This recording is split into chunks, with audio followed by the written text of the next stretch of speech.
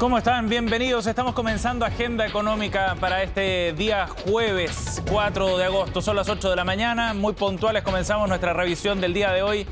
Gracias por acompañarnos en estos 30 minutos de informaciones. Vamos con nuestro resumen y adelantamos los titulares para el día de hoy. Comenzamos con las novedades que trae el mercado automotor en el mes de julio.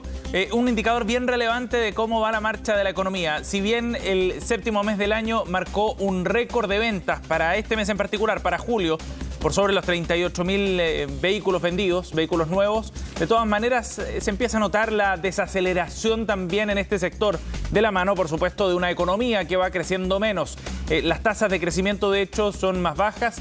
Fue en este caso de 0,2% respecto al mismo mes del año anterior. Y se adelanta ya un escenario algo más complejo en el segundo semestre. Factores como el precio del dólar, por ejemplo, se empiezan a traspasar también a los consumidores finales. Y hay otro dato dentro del reporte que entregó la ANAC que refleja también esta caída de las ventas o este menor ritmo.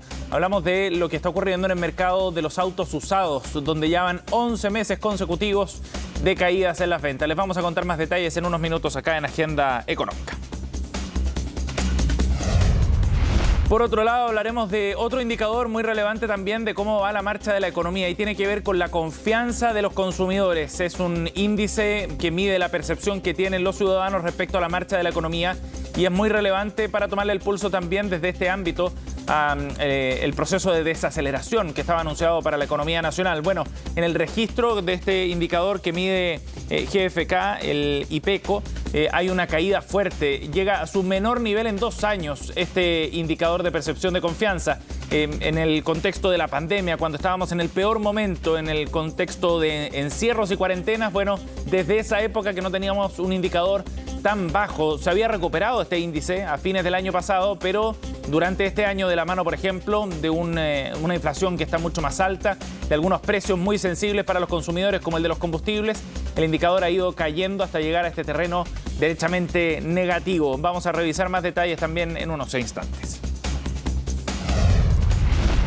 Los niveles de informalidad en nuestro país están creciendo. Eso es lo que refleja los últimos datos del Instituto Nacional de Estadísticas, que desglosa algunos indicadores del mercado laboral. En este caso son más de 300.000 puestos de trabajo informales que se han creado en comparación al mismo periodo del año anterior, de acuerdo al INE. De esta forma, la tasa de informalidad, es decir, el porcentaje de personas que están ocupadas pero en el mercado informal del trabajo, llega a un 27%, una señal bien relevante para mirar con cuidado en el contexto de una recuperación de puestos de trabajo post pandemia, pero de la mano de un crecimiento precisamente de este sector que no tiene cotizaciones, no tiene previsión social y que está en un escenario, por supuesto, por ende, mucho más inestable. Ya les contamos más detalles en unos minutos.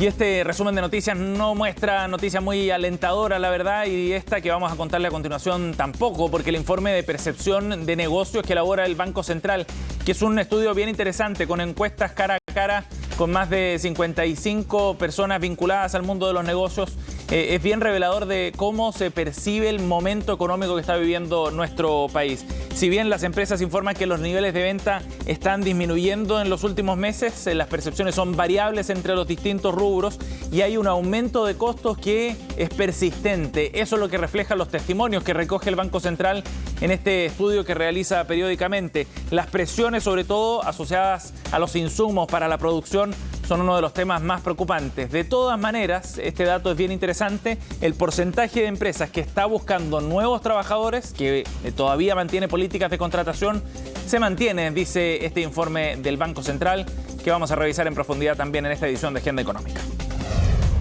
Y nos vamos a los mercados para ver qué es lo que ha ocurrido durante esta mañana, 8,4, en una jornada que ha tenido en general algo de números positivos, sobre todo en Asia. Miren ustedes los rendimientos del Hang Seng, por ejemplo, bolsa de Hong Kong, que subió más de 2% durante esta mañana en un volumen similar, pero en la misma línea. El Nikkei, 0,69% de alza para el indicador japonés en una jornada donde el resto de las plazas también asiáticas tuvieron rendimientos positivos. En Europa, en tanto, esa tendencia se mantiene, 0,97% para el índice que reúne a varios indicadores bursátiles, el Eurostock, 0,48% para la Bolsa de Londres. Ayer el IPSA, el indicador bursátil local, estuvo algo desacoplado respecto a los resultados positivos a nivel internacional, cayó 0,8%. En Wall Street, por ejemplo, hubo rendimientos muy positivos. El tecnológico Nasdaq subió más de 2,5%, el Dow Jones más de 1,2%. A pesar de eso, la bolsa local no logró subirse al carro de tendencia positiva. El dólar, en tanto, cerró en 911 pesos el día de ayer, con una subida de 0,48%, y a esta hora el cobre está cayendo en los mercados internacionales, bajando de los $3,50 la libra. Bien, 8,5 minutos, vamos a comenzar nuestra revisión más en detalle y partamos analizando este informe de la venta de vehículos a nivel nacional, que es un indicador bien interesante para ver cómo va la marcha de la economía, sobre todo para un sector que estuvo particularmente fuerte durante los últimos meses. Si bien el mes de julio marca un nuevo récord, fueron más de 38.000 vehículos los que se vendieron durante el mes anterior a nivel nacional, vehículos nuevos estamos hablando. De todas maneras, el crecimiento que tuvo respecto al año anterior es bien bajo, 0,2%. Eso creció en comparación al mismo mes del año pasado. Y de esa forma entonces se muestra ya que la velocidad de crecimiento que está mostrando este mercado es cada vez menor y no es descartable que en los próximos meses empecemos a ver incluso algunas caídas en comparación a las ventas que había en el mismo periodo, pero del año anterior. De todas maneras, en lo que va de este año, se acumuló una venta superior al 20% respecto al mismo periodo de los primeros 7 meses del año 2021. Este sector tuvo un momento muy especial, sobre todo a mediados del año pasado y en la segunda parte del año pasado, de la mano de la mayor liquidez que había en el mercado local, producto de los retiros, de los apoyos directos, más bien del Estado, que habían generado una liquidez especialmente importante y que se tradujo en mayores ventas, niveles récords acumulados en el año 2021. Para este año se esperan ventas algo menores. De hecho, estamos hablando ya de la velocidad de crecimiento en el mes de julio más baja desde comienzos del 2021, lo que podría anticipar un ciclo quizás distinto. Los autos usados muestran también una señal mucho más clara en este sentido, porque las caídas ya acumulan 11 meses consecutivos a la baja en este segmento en particular. Fueron 81.437 vehículos usados vendidos en el mes de julio, en comparación a los 120.000 vehículos que se vendieron en el mismo periodo, pero del año anterior. Durante julio, las ventas de automóviles crecieron un 0,2% con 38.306 unidades vendidas. También ha habido una recuperación en los segmentos de prácticamente todos los tipos de vehículos. Solo los vehículos de pasajeros han tenido un leve decrecimiento, pero en desmedro de los vehículos SUV, que son las categorías preferidas hoy por los compradores de automóviles, básicamente por la versatilidad que tienen estos modelos, que permiten ser utilizados para trabajar como herramientas de trabajo, para emprender o para prestar servicios a domicilio, trasladar bienes. 8,8 minutos. Vamos a otro tema. El indicador de confianza de los consumidores sigue a la baja y de hecho está acercándose a los niveles más bajos en 2 años, de acuerdo a este índice que elabora GfK y que muestra cómo va evolucionando mes a mes la percepción de parte de los consumidores respecto a la marcha de la economía. Marcó 21,5 puntos este indicador, que va de 0 a 100, que por sobre los 50 está en terreno positivo, bajo los 50 está en terreno negativo. El indicador se acerca de esta manera al nivel más bajo que ha registrado este IPEC.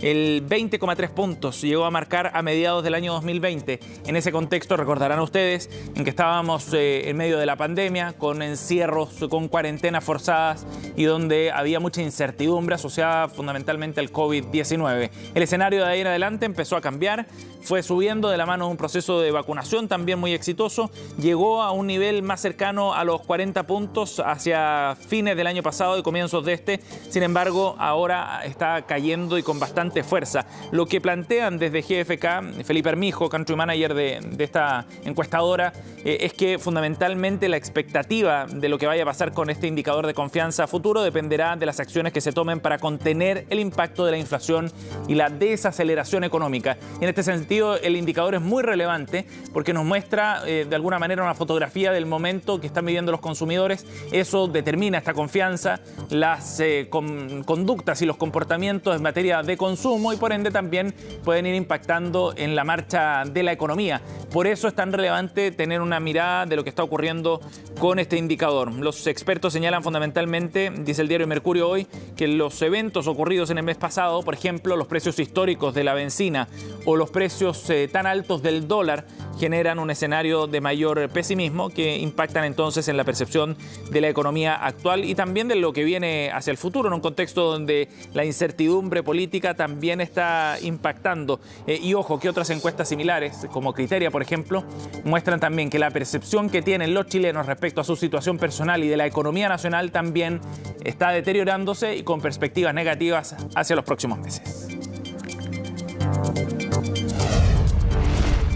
8:11. Vamos a cambiar de tema. Hablemos de lo que está ocurriendo en el mercado laboral. La semana pasada teníamos datos generales respecto a cómo ha avanzado la desocupación en el país. Sin embargo, ayer el INE publicó otros datos que son bien interesantes y que vale la pena mirarlos más en detalle. Y tiene que ver con el avance de la informalidad en nuestro país. Es decir, las personas que están trabajando o que están ocupadas pero sin contrato de por medio, lo que significa evidentemente una precariedad mayor.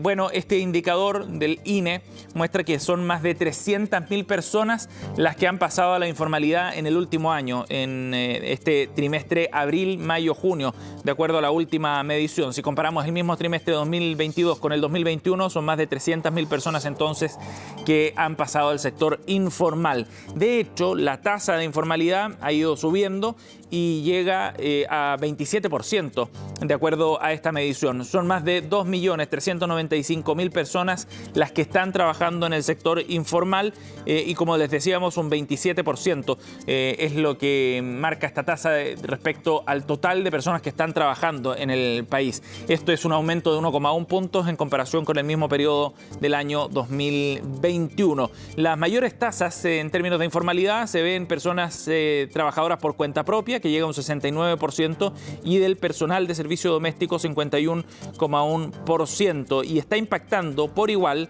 a hombres y mujeres, dice este estudio del INE. En el caso de las mujeres subió un 20%, en el de los hombres un 11% según los grupos de edad. Fundamentalmente se registra en los segmentos de 45 a 54 años. Allí la tasa de desocupación informal, de ocupación informal es de 26%. Y en el caso de las personas de más de 65 años llega a 29,7% de acuerdo a los datos del Instituto Nacional de Estadísticas. 8:13, vamos a ir a otro tema para hablar de lo que está ocurriendo en el sector inmobiliario. Ayer les contábamos datos bien interesantes sobre lo que significa el proceso de desaceleración para este sector, y en las proyecciones para el año 2023 podría haber una caída cercana al 44% en la inversión inmobiliaria en los próximos meses. Y esto va a tener una repercusión bien relevante, sobre todo desde el punto de vista del mercado laboral, considerando el impacto que tiene este sector. Una pérdida de 9.000 puestos de trabajo es lo que proyectan, de hecho, desde el gremio en relación al efecto que tendría esta caída de los nuevos proyectos fundamentalmente. Belén Vázquez reportó este tema y nos va a contar más en la siguiente nota. Son múltiples las razones para explicar la caída en la inversión inmobiliaria que se proyecta para 2023. Menos demanda, una tasa de interés subiendo y la enorme alza en los precios de materiales de construcción son algunas. Según la Corporación de Bienes de Capital, los montos de los proyectos para departamentos y casas caerían hasta 44% el próximo año. Hoy día hay una buena cantidad de proyectos que probablemente no se van a ejecutar en el corto plazo o no están pensados ejecutarse en el corto plazo por esta percepción, digamos, de menor demanda. Y por otro lado, los proyectos que ya algunos han venido en construcción, proyectos grandes, han tenido dificultades en su ejecución y tramitación, digamos, por temas ambientales y la judicialización de algunos de ellos. De aquí a 2026 se estima una inversión total de $5.334 millones en proyectos habitacionales, no habitacionales y mixtos. De ese monto, 2.445 millones se concentran en 2022 y desde el próximo año comienzan a verse bajas importantes.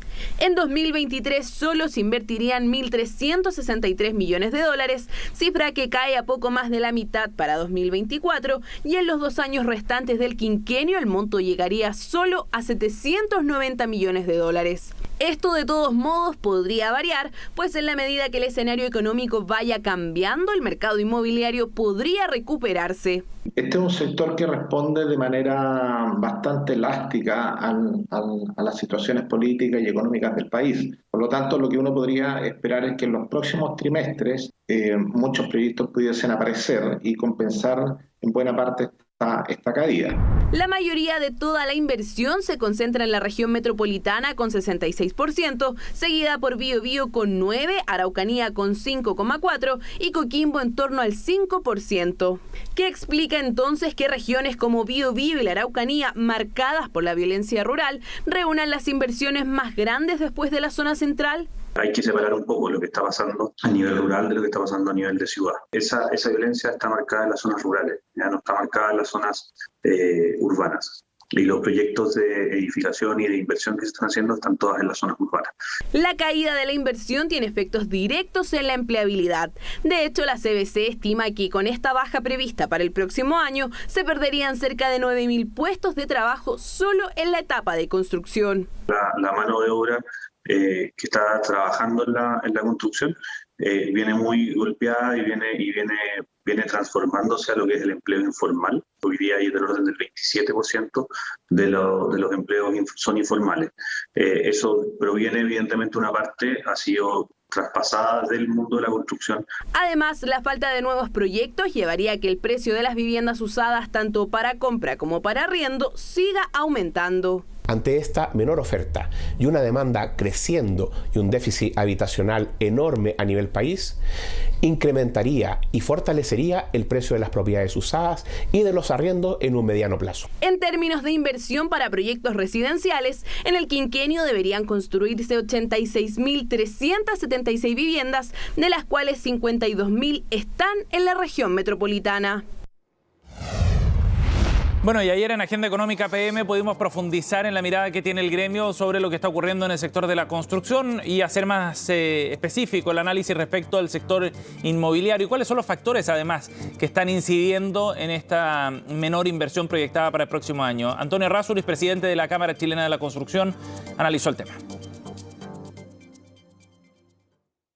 Hay varias razones por la caída. Uno que hay un hecho que es conocido por todo, que es el tema de la inflación que ha afectado directamente el precio de los materiales. Entonces es muy difícil para algún inversionista proyectar la construcción de un edificio. Todo lo que está pasando con la incerteza hoy día que se está instalando en el entorno también le ha hecho muy mal al sector. Construcciones que tenían aprobados sus permisos y luego, habiendo desarrollado los proyectos, aparecen nuevas leyes o nueva interpretación de las leyes que se dicen, mire, este proyecto está fuera de norma. Bien, 8:18. Nos vamos a ir a una pausa. Volvemos de inmediato con más de Agenda Económica.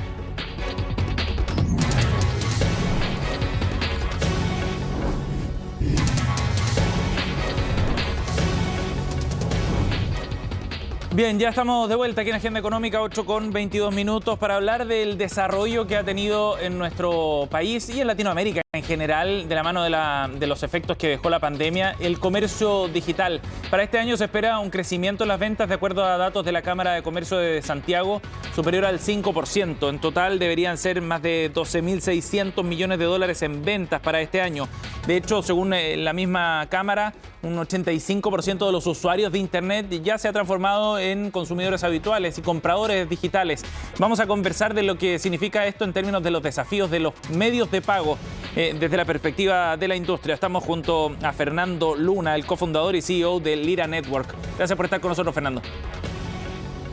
Gracias, Sebastián. Muy buenos días. Buenos días. Gracias a ustedes por el espacio. Fernando, bueno, acá ha habido un crecimiento bien importante. Hablábamos de Chile, pero en general podríamos extrapolar esto a Latinoamérica y ustedes tienen una mirada regional que es súper interesante. ¿Cuáles son los principales desafíos en términos de medios de pagos digitales que enfrenta el comercio acá en la región y en Chile en particular? Sí, mira, efectivamente hoy día tenemos una mirada, la verdad que global y regional particularmente. Tenemos presencia en 11 países dentro del LATAM Y como bien dices, la evolución ha sido vertiginosa. La verdad que en los últimos años, y sobre todo a partir de esta crisis epidemiológica, digamos, y económica particularmente, ha obligado, digamos, a transformarse, a convertir, digamos, un hábito en una forma de vida, esta cosa de pagar, digamos, a través de soluciones en línea. Y desde el punto de vista de la evolución, bueno, el objetivo justamente es poder proveer hoy día nuevas herramientas que permitan procesos de automatización. Hoy día el crecimiento en el último tiempo supera los 11 millones de dólares, 11.000 millones de dólares en ingresos. Un crecimiento sobre el 200% se registró el año recién pasado, en marzo, lo que de alguna forma obligó a las empresas justamente a convertirse, a reinventarse, a buscar herramientas que les permitieran justamente salir de lo que era el comercio tradicional al digital. Fernando, y es un desafío... Finalmente que el efectivo... Sí. Que el efectivo decreció en un 80 y algo %, digamos, respecto del pago con tarjetas de débito. Entonces, la verdad que hoy día, en Chile particularmente, se convirtió el pago en efectivo en un 8% contra un 83% de pago con tarjeta de débito particularmente, digamos. Sí. Entonces, hoy Fernando, día el desafío es... En este sentido, es bien interesante analizar esto desde la perspectiva, sobre todo de las empresas que quizás se están sumando a estas tendencias, ¿no? Las más grandes tienen desafíos particulares, pero los que están avanzando recién y se vieron forzados a hacerlo hacia canales digitales tienen desafíos quizás más grandes, porque es necesario generar plataformas que sean amigables con el consumidor, que sean fáciles de usar, pero a la vez que sean seguras. ¿Cómo se van compatibilizando todos esos objetivos? Bueno, particularmente la misión está del lado de compañías como la nuestra, que son proveedores de herramientas, en poder entregar soluciones de tipo, no sé, 3D Secure, donde finalmente hoy día el consumidor final sea capaz de tener seguridad respecto del ingreso de sus datos de tarjeta.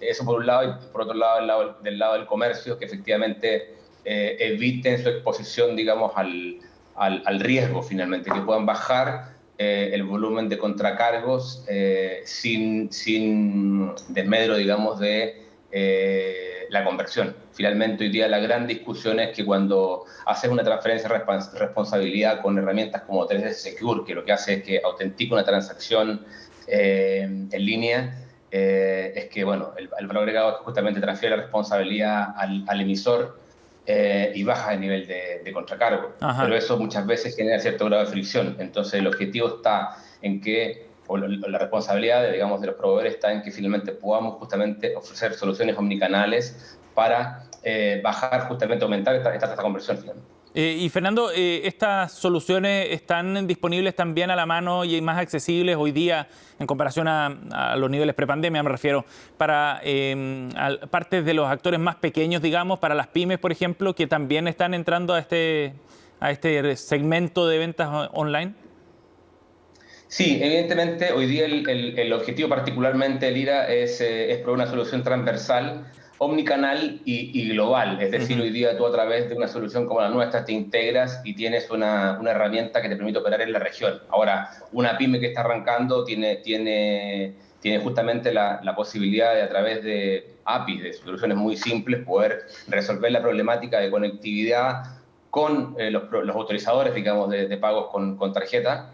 Y no solo con uno, sino que con varios. Entonces, es lo que marca un poquito la diferencia de integrarse directamente, porque requieres contar con una estructura o una capacidad de desarrollo y mantener, digamos, herramientas de seguridad que implican costos, por supuesto. Entonces, el objetivo hoy día de compañías como la nuestra es justamente minimizar ese costo de estructura, simplificar la problemática de implementación a los comercios, particularmente a las pymes, por supuesto, y que se puedan enfocar justamente en lo que saben hacer, que es justamente la venta. Sí. Fernando, ¿cuál crees tú que son los grandes desafíos para el desarrollo de este sector?